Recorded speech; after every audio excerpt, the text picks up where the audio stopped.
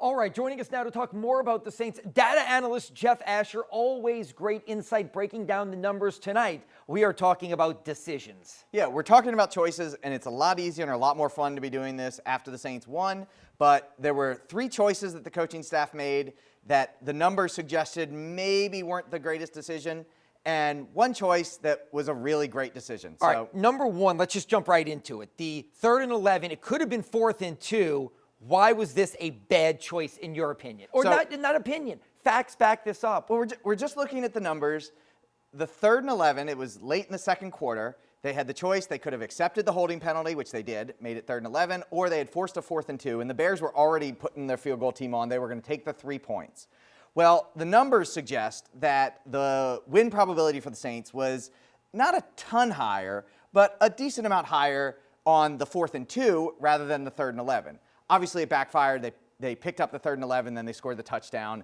It looks a lot worse in retrospect, but we'll get to it in a minute why I think, given the situation and given who the Saints are, it probably was not a good choice. All right, number 2 here, another bad choice, but it worked out. Why?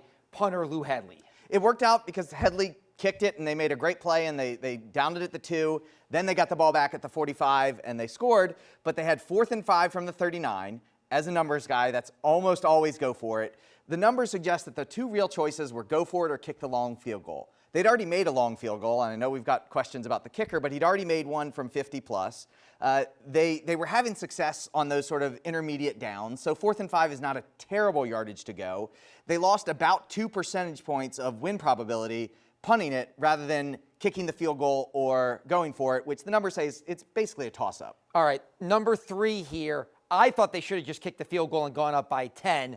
Talk about this choice here. Again, it's another thing where if it's 4th and really short, the numbers almost always say go for it unless this is going to end the game right here. It's the last play of the game. It makes no sense to go for it. So it was about even kicking the field goal or going for it. But again, we're going to talk about it in just a second. I think given the situation and given who the Saints are, it made a lot of sense to go for it. So I didn't mind the choice. The Derek Carr sneak, not the best choice there. They've got better options, and we'll talk about what those are in just a second. All right, and choice number 4? Choice number 4, they got the ball back. The defense made the play that won the game. They had just over 2 minutes left. They gave Taysom the ball. Taysom ran the ball 3 times. They won the game just like that. It was a great choice that, you know, you got this weapon, let's just use it. Yeah, and I'm a Taysom guy, so I like that. Also, I think you have a graphic about Taysom Hill, correct, that you're going to show us. Actually, we'll get to that, but tell us what this is. Yeah, so here we've got the Saints rushing this season. This middle graph is where we have the offensive EPA, expected points added, this stat that we've used a bunch. On the right here, we've got the defensive EPA per rush. And on the left, we've got each player in the NFL on on 1 or 2 yards to go on a running play. Their EPA per rush here along the bottom, the x-axis, and the y-axis is the percentage of the time they get first downs.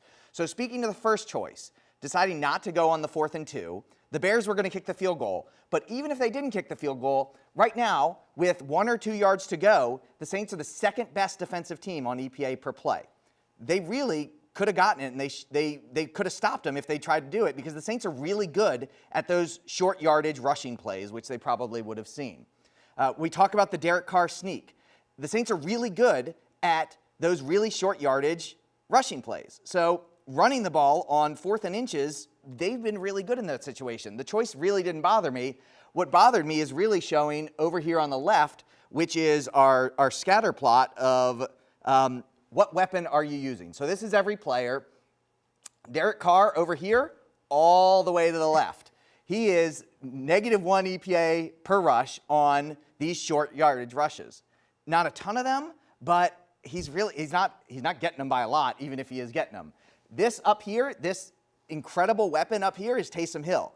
He is averaging over 1 or just about 1 EPA per rush, which is excellent, and he's picking it up on over 80% of the time that he's running the ball. So it's not that the choice was, do they go for it? That's a fine choice because they're good at it, but they used the wrong weapon in this circumstance that I think at least the numbers would bear that out. All right, excellent stuff there, Jeff. Before we go, quickly, you do have one more thing to do, correct? Yeah, I need to say, Grant, Jacob, Andy, and Vivian, I hope you guys are going to bed, and I'll see y'all in the morning. All right. He is data analyst Jeff Asher.